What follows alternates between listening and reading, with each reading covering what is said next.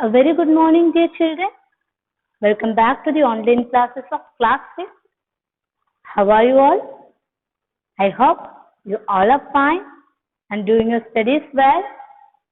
There is an instruction for you. Again and again, I am repeating this thing because it's very important for you to write your name and class with date in each and every pages of your homework which you are sending. Then only it will be checked easily and we can return it back. Okay children, आप जब भी अपने homework send करते हो आपका नाम, class, date हर pages के ऊपर लिखें ताकि हम इजीली उसको चेक करके आपको रिटर्न कर सकें. Well, in the previous classes we were discussing from English grammar, chapter 3, kinds of sentences, and from the English literature we have discussed chapter 1, chapter 2, and a poem. The chapter 1, invention of shoes, and chapter 2 was the Ivan story. Also we have learned a poem, books. Am I right? Okay.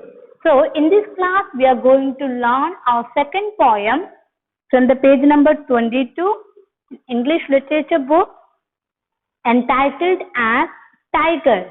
So what is the name of the poem? Tiger. The poet is George Leslie Norris. So who is the poet of this poem? George Leslie Norris. And what is the name of the poem? Tiger. So before going to the explanation of this poem, let's discuss the new words or the word meanings from this chapter. The first word meaning is stalks. Stalks means follow slowly and quietly before attacking its prey. So follow slowly, किसी का पीछा करना, धीरे से शांति से जाके शिकार को अटैक करना. That was stalks. Pads, the soft fleshy part on the lower side of an animal's foot. Paws of tiger ear. Next is lurking. Lurking means remaining hidden and quietly waiting before attacking someone or something. Okay? Hiddenly waiting before attacking someone. किसी को attack करने से पहले चुपके से शांत से खड़े रहना. That's what lurking. Next is waterhole. Waterhole means a pond or a lake in a jungle where animals come to drink water. So what is the meaning of waterhole? A pond, एक तालाब या झील in the jungle or in the forest where animals come to drink water, जहाँ पर animals पानी पीने आते हैं. Next is fangs. Fangs means large sharp teeth of animals. Large sharp teeth of animals is called fangs. Next is terrorizing. Terrorizing means frightening and filling with dread. Terrorizing means frightening, डरावना. Okay. Concrete. Concrete is a hard substance made with cement. Last is patrolling. Patrolling is going around a place to guard it. एक place पे चारों तरफ घूमना in order to guard it, in order to protect it. That's what patrolling. I believe that you all understood all this word meaning. Now let's recite this poem. First, we all will be reading together. Okay? First, we will read completely this poem. Then, stanza by stanza, ma'am will explain this poem. So, everyone put your fingers over there in the poem. The first line. He stalks in his vivid stripes, the few steps of his cage, on pads of velvet quiet, in his quiet rage. Next stanza. He should be lurking in the shadow, sliding through the long grass, near the waterhole where plum deer pass. Okay. Next, he should be snarling around houses at the jungle's edge, baring his white fangs, his claws, terrorizing the village. Next, but he is locked in a concrete cell, stalking the length of his cage, ignoring visitors. Last stanza. He hears the last voice at night, the patrolling cars, and stares with his brilliant eyes at the brilliant stars. Okay. So I think you all have read along with me. आप अपने ma'am के साथ पढ़े थे ना? Okay. Now the poem Tiger conveys the pride and freedom of a tiger in its natural habitat, the jungle, with its pitiable condition in zoo. So, in this poem, the poet wants to show that the tiger lives in its natural habitat, which is forest.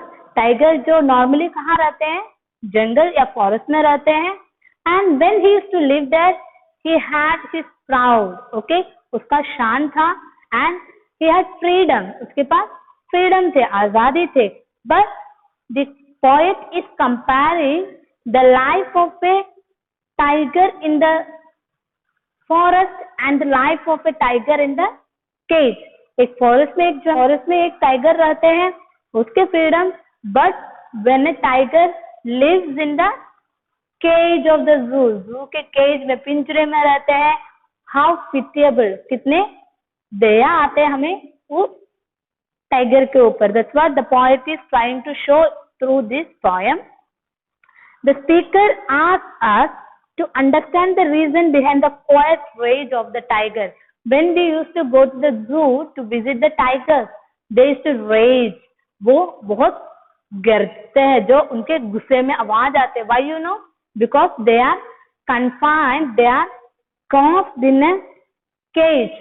उन्हें एक cage के अंदर बांध के रखा हुआ है. So they used to be angry and they are showing that angriness when we used to go to visit them. Okay children, so let's start with the poem Tiger. One by one stanza ma'am will be explaining to you. Put your fingers over there where ma'am is reading. First stanza. He stalks in his vivid strides. Okay, stalk means follows. Okay, वो he means tiger. Tiger follows slowly and quietly before attacking its prey. Tiger क्या करते हैं? उसके शिकार को attack करने से पहले धीरे धीरे उसके पीछा करते हैं. In his vivid stripes. Vivid stripe means bright colored stripes on his skin. उसके स्किन के ऊपर बहुत bright color का linings होते हैं. Okay, with that he stalks. Second line, the few steps of his cage. In the cage it is very small, isn't it? Cage बहुत छोटा होता है. So this tiger can walk only few steps. Tiger कुछ ही steps उसके अंदर रख सकते हैं. On pads of velvet coat with its paws of tiger. Pads mean the paws of tiger. Means it is very soft. Okay. When it used to walk in the cage, you cannot be able to hear the voice of the tiger. In his quiet rage, but in case the tiger is very much angry. So in this case the tiger is very much angry. Why you know? Because the tiger is confined in the cage. उस cage के अंदर उसको बंद करके रखा हुआ है.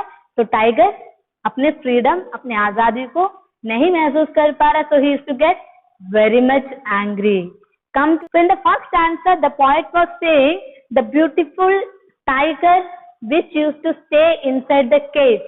And the second stanza he is saying that the original condition of this tiger when the tiger used to be in the forest or jungle. Second stanza में वो बता रहे जब वो जंगल में होते हैं या फॉरेस्ट में होते हैं, टाइगर किस प्रकार से होते हैं. He should be lurking in the shadow, sliding through the long grass. Lurking, we have learned that it used to be quietly moving forward या quietly hiding somewhere to attack the prey. शिकार को पकड़ने से पहले वो कहीं ना कहीं छुप के रहते हैं. That was lurking. So he should be lurking in the shadow.